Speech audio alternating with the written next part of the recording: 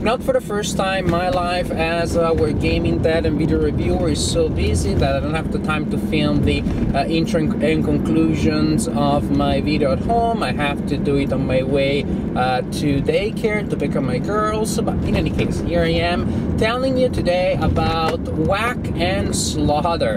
This is a set of miniature rules for fantasy skirmish combat. It is free to download. You can find the files on Board Game Geek. It is a set of rules that is very basic, very simple, some 8 pages. So it is basically a core of general concept that then you can adjust and tweak to any type of fantasy, to also other genres. I believe you can easily turn the set into a set of rules for combat for other settings. You can add as much detail as you want, especially about terrain movement. Then the rules there are really generic, but again, nothing prevents you from adding the detail that you want. In any case, I wanted to play this game because it relied on a couple of concepts that I had not seen before, especially when it came to customization and creation of characters. So I wanted to try the game, which I did, and today I'm going to share some ideas about this game with you. Each character starts the game with a pool of 5 dice. These 5 dice also represent life points. When the character takes a hit, the character loses a die. Also, the dice represent movement. Each die is 1 unit of movement that the character can move. Unit of movement because you can use centimeters, inches, you choose the scale. But if you're playing with inches, for example, a character that has 5 dice in his pool will move up to 5 inches, a character with 3 up to 3 inches. So you see that as the characters become weaker, also they move more slowly. But how do you create your characters, how you customize them? Well, let me show you here things a little more up close. But actually, before that, an introduction. In this game, to customize your characters, you purchase color pips that you apply to the dice. All dice in the pool of a character are exactly the same. That means that you could use dice that each time that you play you color, or like I did here, you create a breakdown of the die that makes the pool of that character, and then you simply roll the dice for that character and match the results with the breakdown of the character that is acting. Also, what I do here is I assign tokens to indicate wounds so that I know the number of dice that the character has left when the character is rolling and or moving. But how do you customize your characters? Okay, as I said, you purchase pips at the beginning of the game.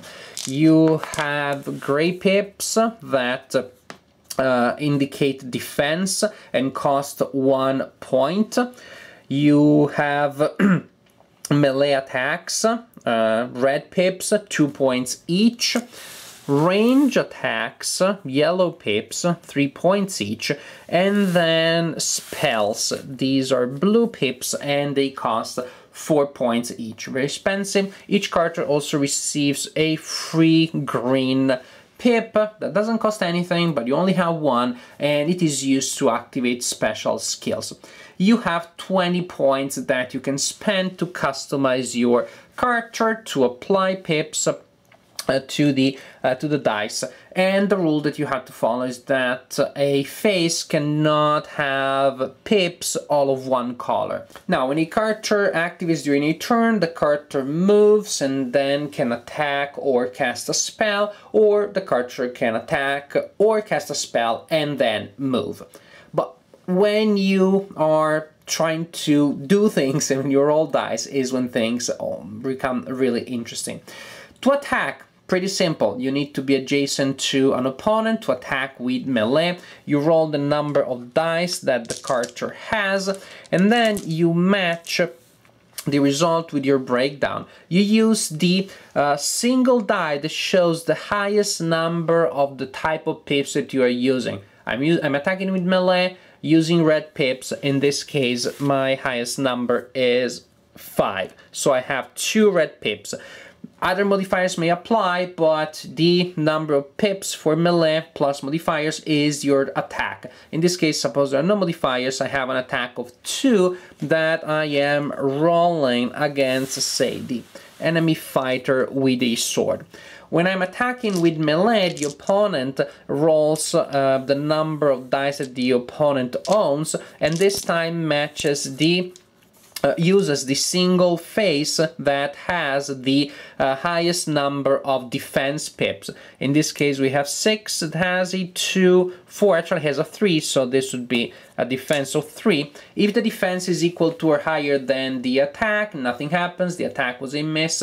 If the attack is higher, then the defender receives a number of wounds which is equal to the difference between attack and defense. Range attacks work in the same way. You simply use yellow pips when you are attacking. For example, here the archer has inflicted, well, I can use the 5 or the 6, it doesn't matter, because it is still an attack of 3 with range, and the opponent defends again with gray pips. Magic works in a similar way. If you're using a spell that attacks the opponent, then the opponent will have to defend with blue pips, not with gray, and that is the only difference really. Well, there's another thing here, that is that the variety of effects that come from spells is larger. Spells are based on blue pips, and those quote-unquote make the spell happen, and then there are green pips that can modify the result, and you use a spell instead of attacking. Suppose that here the succubus is using a fireball, and the succubus rolls a 6. Yeah, rolls a 6. Now, the fireball has a point of damage for each blue pip on the highest result. 6, in this case, is 5 points of damage, and a target for each green pip that is rolled in the pool. The green pips are added together, other types of stats are not. In this case, 5 points of damage on one opponent. If the result had been this, with 2 6s, we have still 5 points of damage on the single highest result for 5 blue pips, but on 2 targets. Very powerful. 2 targets because now 2 green pips are showing. So a very powerful attack in that case.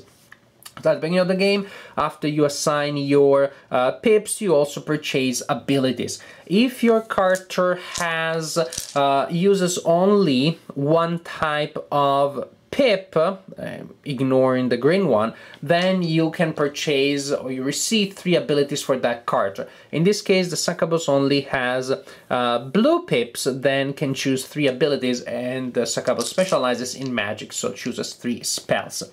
The executioner here, for example, uses melee and defense, then only has 1 ability, in this case that is a combat ability. The thief, range, attack, defense, only 1 ability. And also, when you're using combat abilities, the modified combat is simply announced before you attack that you're using the combat abilities, and then you look at the number of green pips and you apply the effect. You simply also take into account the green pips when you're resolving combat, not only the red or the yellow that you use in your attack. And this is pretty much how it works, and really the fun part is in creating the characters and in seeing how different characters can behave and in different ways and can specialize in different things.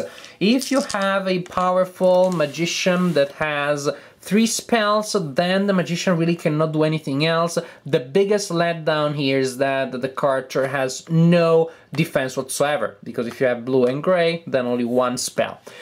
The same, for example, applies to this archer here that is very good at all things that involve archery, but has no defense because only uses yellow, but has 3 different types of range-related abilities. enhanced range, ability to move faster than usual, and very powerful aim shot.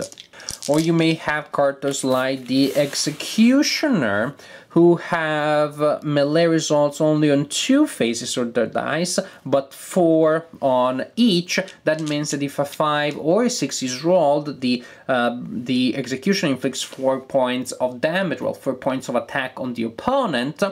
But then you may have characters that fight in different ways. The Valkyrie, for example, has hit results on 4 faces.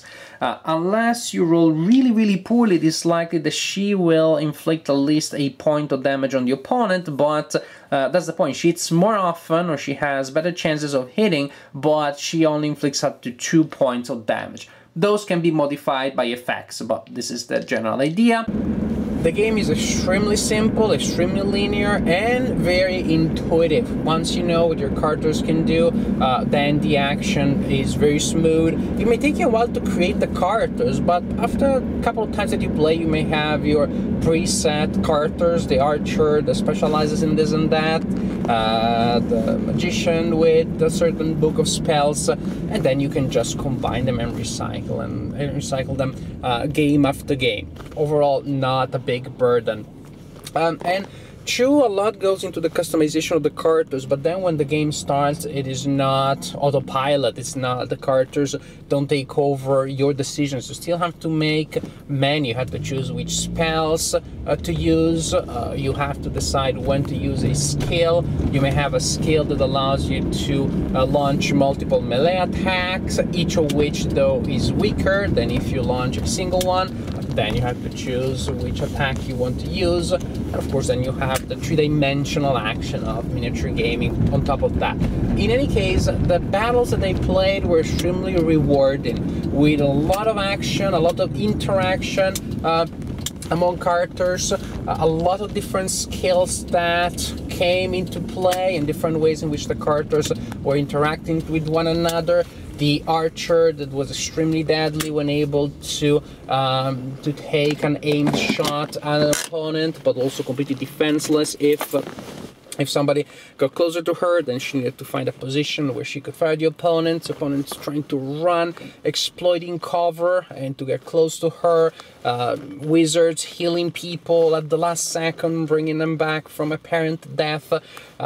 Very interesting concepts, and a lot of different nuances in what the characters can do based on how you can customize the dice of the characters. Very simple system, doesn't cost a thing. Maybe towards the end sometimes the encounters can be a little more slow than they are at the beginning. If you have a lot of characters that are wounded on the board, then they try to hit each other, they don't roll many dice, they don't manage to get past the defense of the opponent, and sometimes they just keep hitting back and forth for a while. Just the pace slows down, but not significantly to the point of making the experience less enjoyable. Then you may also have games in which in the last phase of the game, one of the 2 parties still has some momentum and slaughters the opponents. That happens too.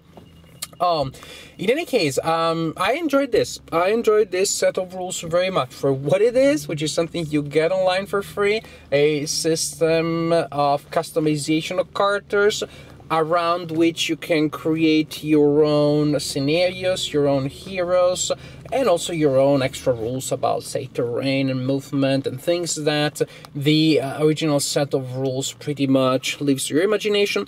And, for example, also spells. There isn't a vast variety of spells available so far, but I think it will be easier for you to come up with more. Players will probably share more, expansions. Maybe the designer also will add more things to the game.